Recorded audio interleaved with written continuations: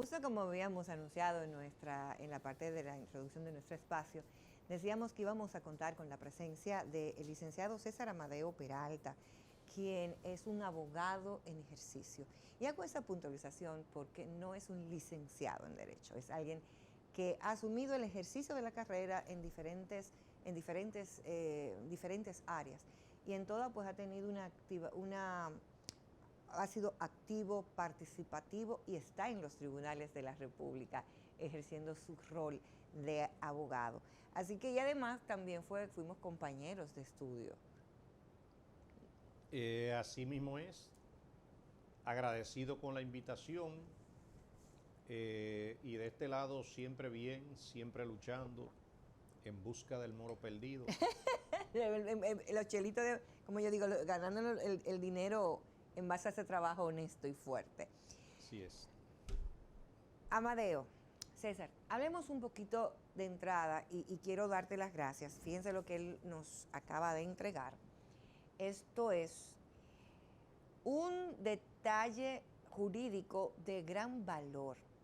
Es un análisis que haces del nuevo Código Penal, ahí está, preparado de manera muy especial para periodistas y comunicadores. Motivación de esto. Sí.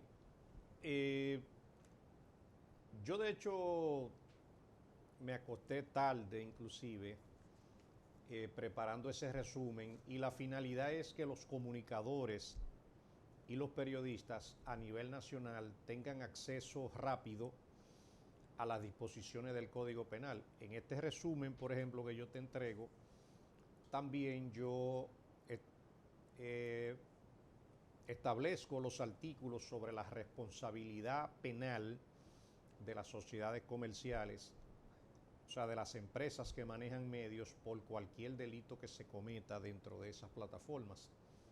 Entonces, yo digo también dos cosas.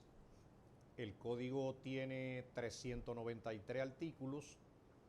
Yo invito a que lean el código porque hay una gama amplia de disposiciones nuevas, pero en este resumen que yo te paso en la mano, habla específicamente de artículos que tienen que ver con la libertad de prensa, con los medios de comunicación, y de manera resumida, sí, las personas pueden leerlo, pueden acogerse a la ley, porque yo he bautizado una frase y es cuando yo he venido diciendo, aquí hay gente que van a caer preso con ese código y no van a saber por qué están presos. Justamente esta parte, y veo que en el documento lo subrayas en negrita. Y dices, aquí van a caer presos, mucha gente está sin saberlo, incluyendo periodistas y comunicadores, por no leer el Código Penal, ya que la ley se reputa como ya conocida por todos los dominicanos, aunque no haya sido leído, en virtud de ese artículo primero del Código Civil de 1884. ¿Qué base de manera tan categórica? Y si lo dice, por ejemplo, cualquier persona, pero cuando lo dice ya un abogado, un togado, en ejercicio, háblame un poquito de esto. Imagínate que hay una cosa tan sencilla en el quehacer diario de la población, aunque este resumen está enfocado a los periodistas, pero en la población, el uno compartir, por ejemplo, un audio que te mandan, compartir un mensaje, compartir una imagen, compartir un video, prácticamente eso es parte de la cotidianidad diaria del dominicano.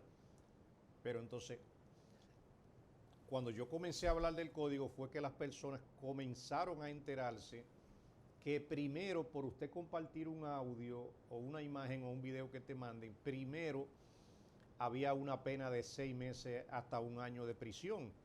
Entonces, ¿cómo? Pero por mandar una nota de voz. Ese artículo, por ejemplo, lo modificaron, pero no lo modificaron para beneficiar a nadie. Ese artículo vino peor. Entonces, Peor, ¿en qué te basas para hacer esa parte de esa calificación? O sea, que vino peor. imagínate, por ejemplo, que incluyó de manera directa. Aquí hay un segmento del área periodística, redes sociales, que vive de hecho y se nutre de crear contenido y de crear memes sátiras políticas, montajes, alteraciones, alteran imágenes, alteran audios, alteran videos, y eso era como parte de la cotidianidad, como te dije ahorita, y eso no tenía ninguna sanción. Entonces, en este código, los memeros, así como son conocidos en buen dominicano, van a desaparecer con el código. ¿Tiene que ese memero, por ejemplo, que hace con una intención de sacar una sonrisa, generar humor, no debería ser abordado diferente a aquel que lo hace con una actitud difamatoria? O sea, la intención per se. Hago el meme para generar, o sea, pero cuando ya yo quiero, quizás lo que debería calificarse o condenarse sería la actitud difamatoria. ¿No entra eso en el análisis? Bueno, mira qué sucede.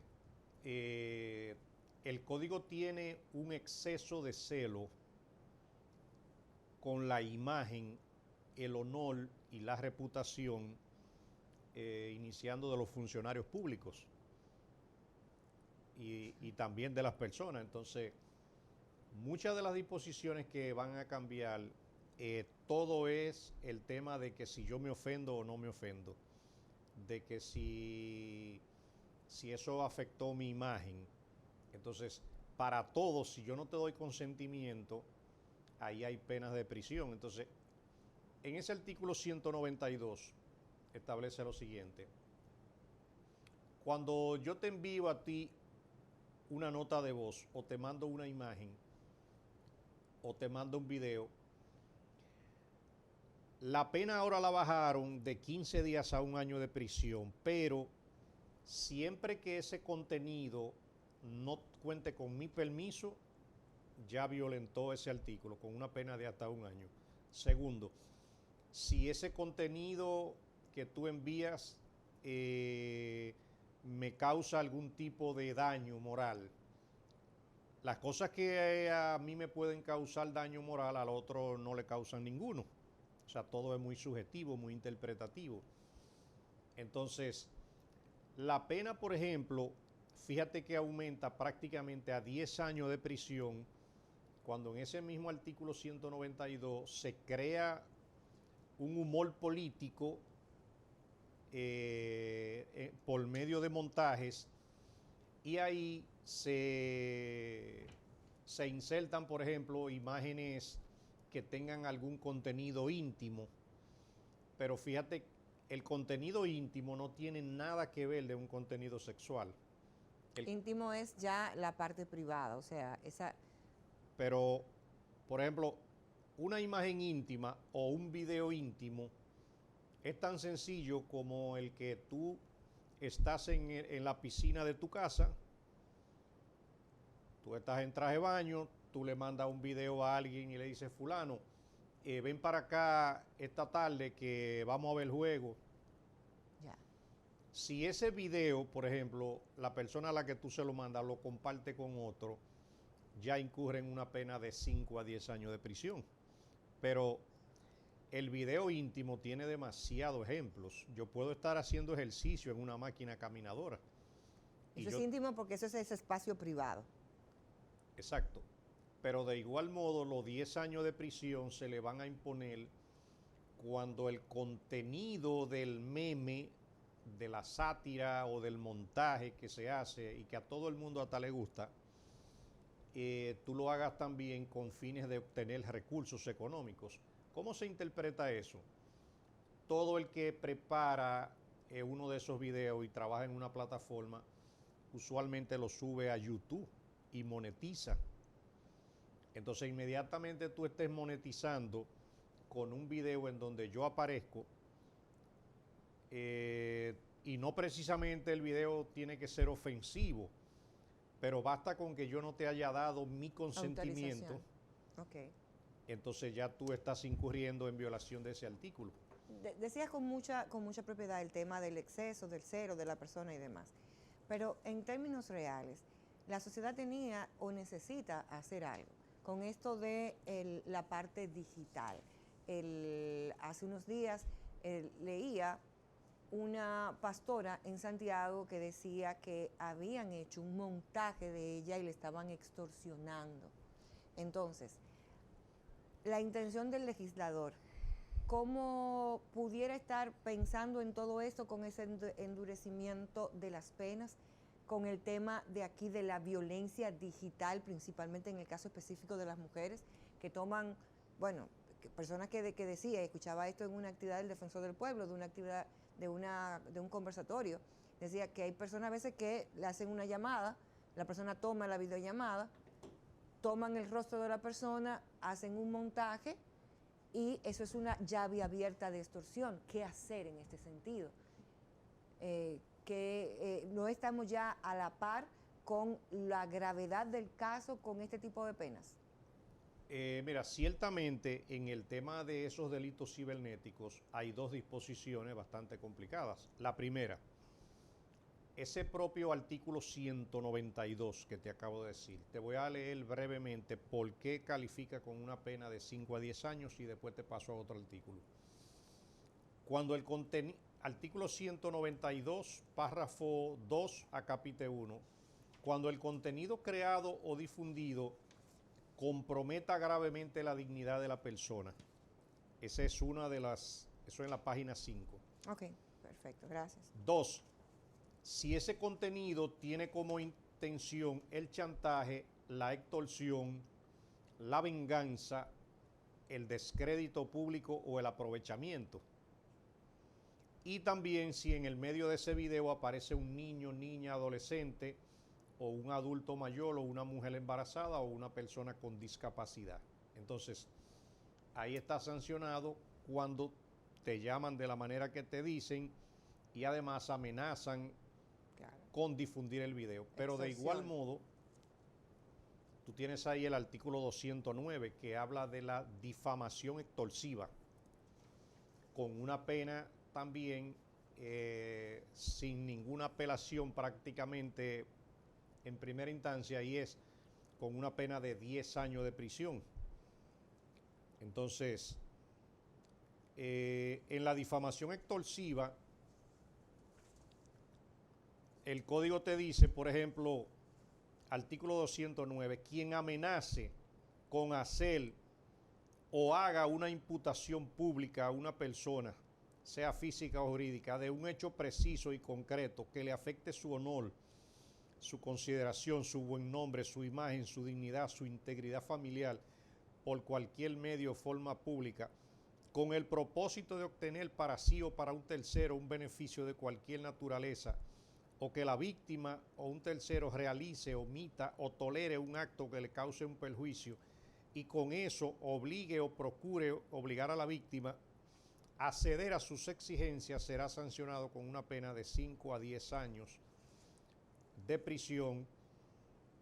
Y aquí dice el párrafo 1 que con la misma pena se le impondrá a quien, para no materializar la difamación, solicite un beneficio de cualquier naturaleza, sea para que la víctima o un tercero realiza, omita o tolere un acto que le cause un perjuicio. Entonces, aquí dice el párrafo 2, si la infracción es cometida por 2 o más personas, sin importar que estos formen una asociación de malhechores, la pena a imponerse será la de 10 años de prisión. Ok. O sea que esos extorsionadores, a través de las plataformas digitales, tienen una sanción ahí que fácilmente le puede llegar a 20 o a 25 años, porque te recuerdo que este código trae la figura de la concurrencia de delitos. Exacto, la suma de... Por vía de consecuencia también el cúmulo de penas. Siempre se va a configurar cuando aparezcan 2 personas la asociación de malhechores. Ahí vamos. Amadeo, es muy común que la persona le llegue un video y le dé un forward, o sea, lo reenvíe esto. Cuando usamos se dan estos tipos de casos, ante la posibilidad de que se puedan utilizar los famosos IP de las computadoras o seguir el seguimiento de esa huella digital, ¿a qué peligrosidad nos estaríamos nosotros enfrentando? Bueno, La famosa excusa, yo no hice nada, yo sencillamente le di un forward. Yo lo que hice fue que lo mandé para adelante, pero yo no hice nada. ¿Fui yo que lo grabé? No. ¿Yo fui que lo hice? No. Pero con eso que usted está haciendo, con ese hecho, a usted dentro de este nuevo código, ¿qué lo tipifica? lógicamente, todo el que comparte, por ejemplo, un video íntimo, por decirlo así, está siendo involucrado de manera directa en el delito porque la persona participó en el reenvío a través de redes sociales, de WhatsApp o de cualquier medio publicitario. Entonces, este código de hecho trae una figura nueva que ahora se llama la del coautor. Uepa, anoten ahí, diga Doc. Entonces, la figura del coautor se le va a imponer la misma pena y la misma sanción que se le impone al autor principal, porque el coautor de alguna manera colaboró, participó, ayudó, hizo todo lo posible para que se cometiera el delito. Entonces ya no será un cómplice, será un coautor con una pena tan severa como la que le mencioné.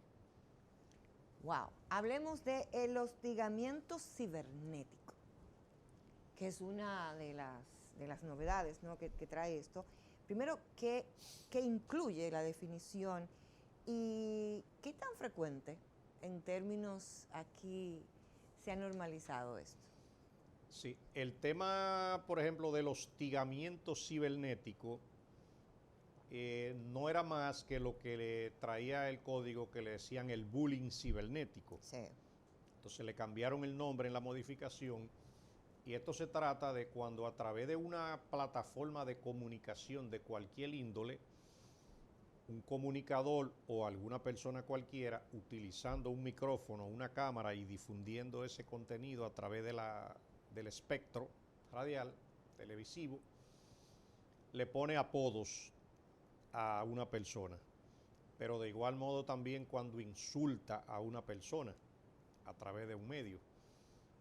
Eso tiene una pena de hasta 10 años de prisión y un ejemplo práctico se va a dar en ese caso cuando aquí a lo mejor yo comience a decir el sábado que viene me voy a juntar con Danilo Medina, el presidente Danilo Medina, de tal y tal manera. Entonces ahí yo cometí el delito de hostigamiento cibernético porque yo le puse un apodo diciéndole Danilo Medina que le afecta su imagen, su consideración. Okay.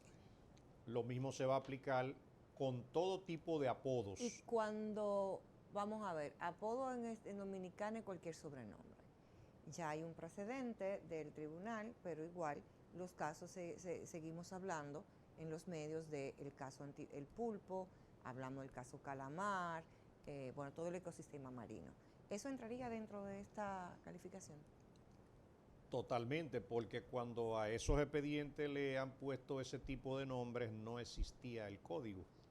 Entonces el código viene a castigar todo ese tipo de nombres. Imagínate cuando un imputado de esos, como han ido al Tribunal Constitucional, diga, a mí me afecta bastante el que tú me involucres calificándome como un pulpo, por esto, lo otro, o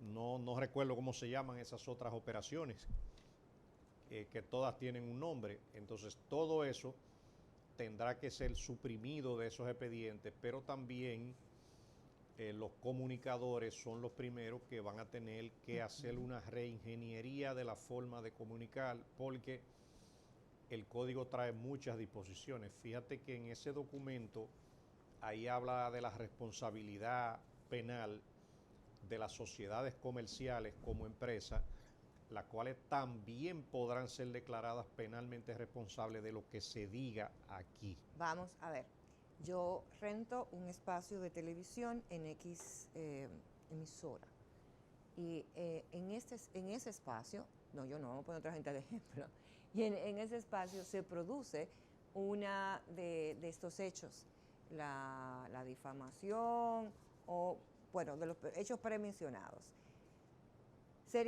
¿Quiénes serían penalmente y civilmente responsables. El comunicador, la razón social del programa, la emisora, cuéntanos quiénes son los responsables. Todos son responsables de la comisión de cualquier delito de lo que dice el Código Penal. Entonces, ¿qué pasa? El hecho de que una persona Todos. alquila un espacio, cuando yo digo todos, me refiero el comunicador o los comunicadores que cometieron por poner el delito de injuria o el de difamación, Difamación. pero de hecho la razón social será responsable civilmente del delito que se cometió nosotros aquí sentados. Entonces, dentro de esa responsabilidad, ahí entonces entran las penas complementarias y las penas sociojudiciales. Y te recuerdo también que la sociedad comercial va a ser condenada si encuentran culpable al comunicador.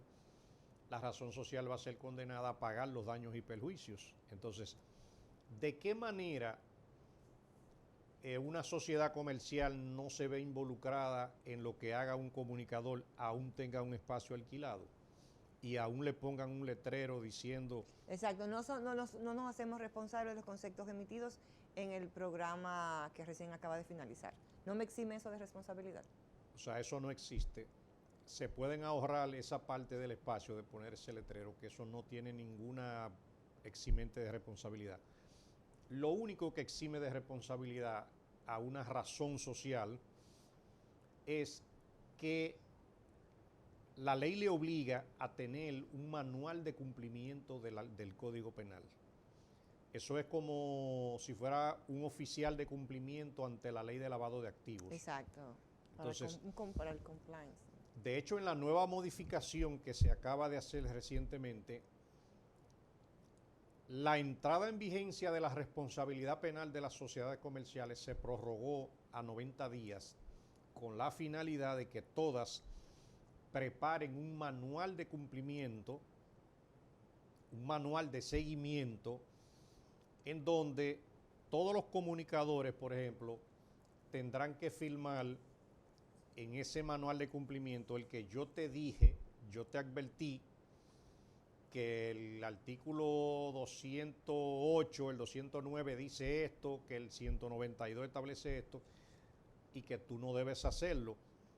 Pero también yo te puse ahí a que tú me establecieras el que tú te has leído el Código Penal y que tú tienes conocimiento.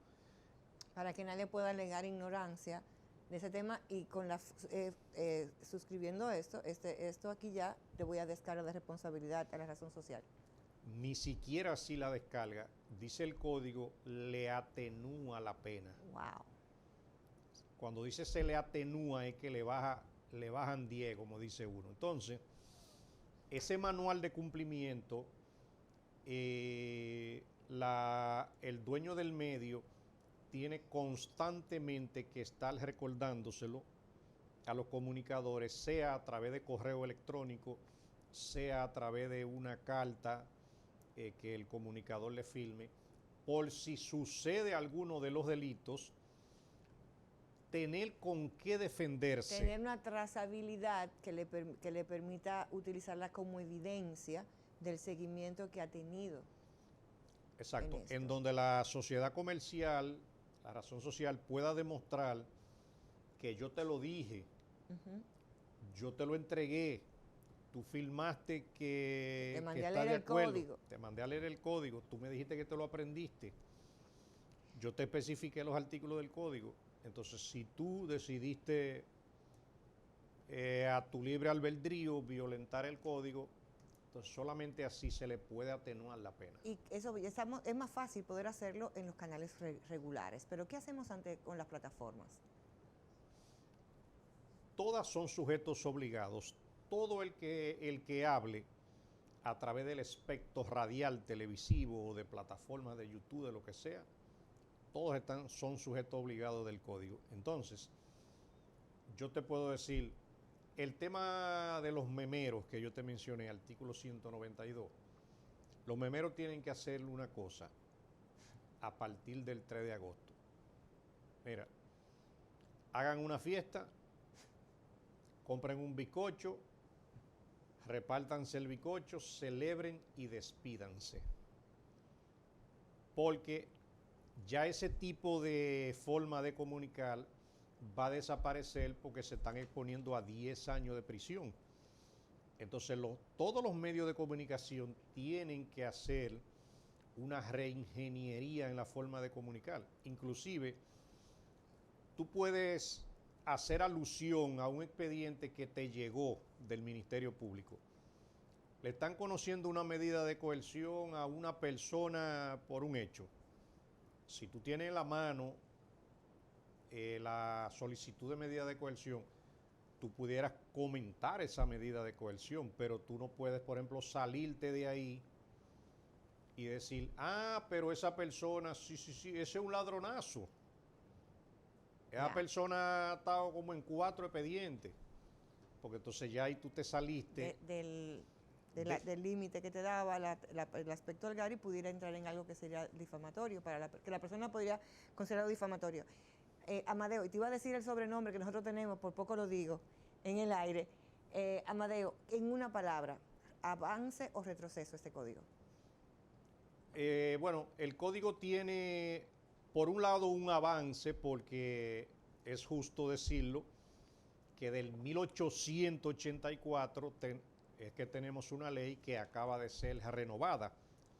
Ahí hay un avance, el código tiene muchas cosas buenas, pero en materia de prensa no te puedo negar que los periodistas prácticamente tienen atadas la forma de cómo realizaban la comunicación y tienen que adecuarla al código porque van a tener problemas serios. A ustedes, amigos, gracias por acompañarnos. Será mañana cuando nos reencontremos en este su espacio, el Tribunal de la Tarde.